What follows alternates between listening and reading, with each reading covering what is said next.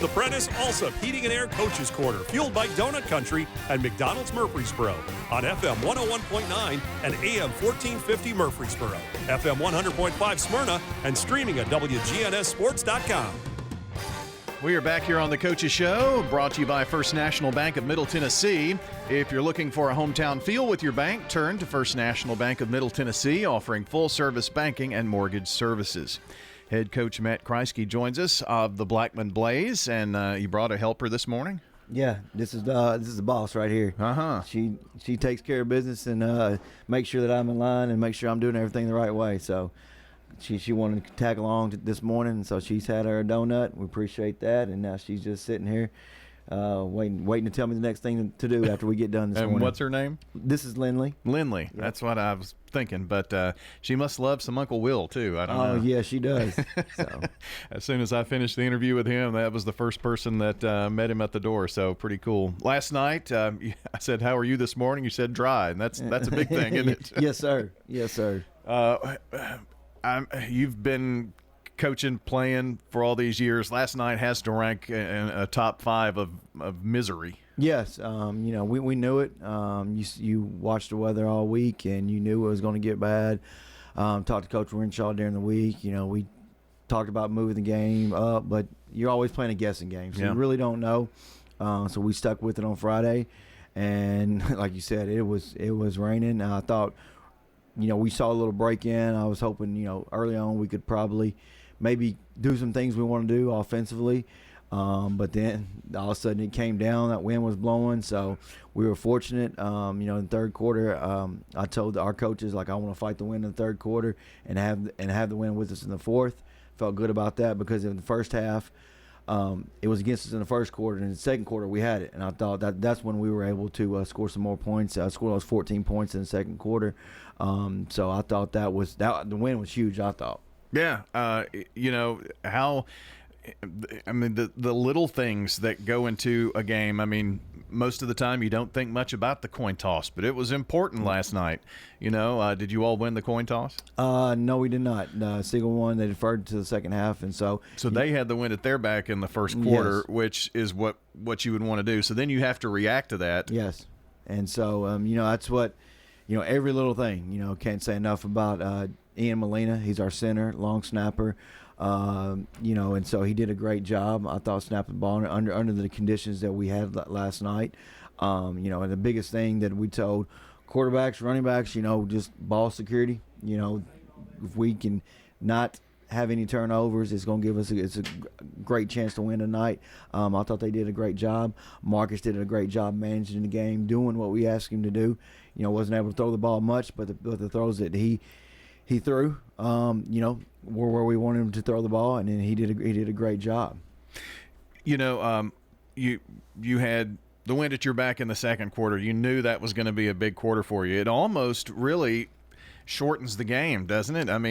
Instead of a 4-quarter game, I know you play the other 2 quarters, but it's almost like a 2-quarter game. Yeah. So the first and third quarter, my biggest thing is I wanted to get through both of them and not have any huge and critical mistakes, and so I told our offensive guys, I said, going in the third quarter, I said, well, let's run this football, let's get to the fourth quarter, and I felt good about it, and I thought we did some good things. Going in the game, I think both teams' defense played well. That the key to the game is running the football, so they're going to stack the box and they're going to come after you. I thought Siegel's defense played great. Our offensive line just did what we asked them to do. Everything wasn't great and perfect, but we executed at times we needed to. We got a crucial first down on a fourth down when we needed it in the game. That was really huge. So I think that really helped us. And then I thought our special teams played well, and did what we asked them to do. The times we had to punt, Braxton Benali punted the ball well, did a great job for us.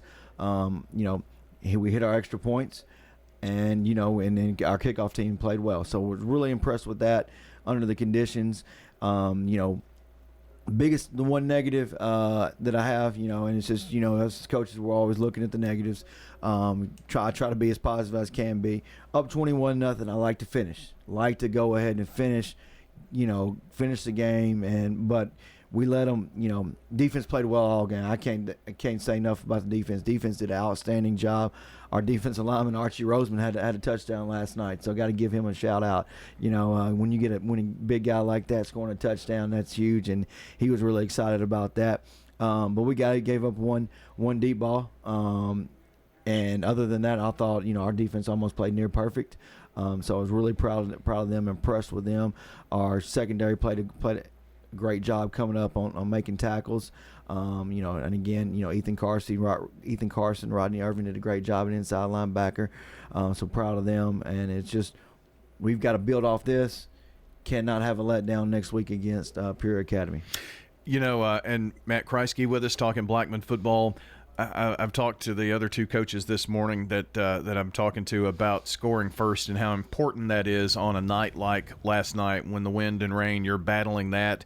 You just don't know whether you're going to get a score sometimes, and especially two quarters being really tough and the weather against you with the wind too. Yes, like you said, you did not know when you were going to score, when you'd get the opportunity. So when we got that first touchdown, it was kind of a little sigh of relief because you could tell going into the game it was going to be tough, and no matter who you were playing last night. So it was really crucial. Once we got that, I felt like the kids relaxed a little bit and kind of started playing our style of football. So that was huge, and you just saw it with the field position, and that played a crucial part in the game last night. Special teams is part of that, and it's one of the three big pillars of a football team. Doesn't maybe get as much love as it probably should, but last night was a night where special teams is really highlighted, especially with the weather conditions. So how do you handle kicking into a strong wind like that?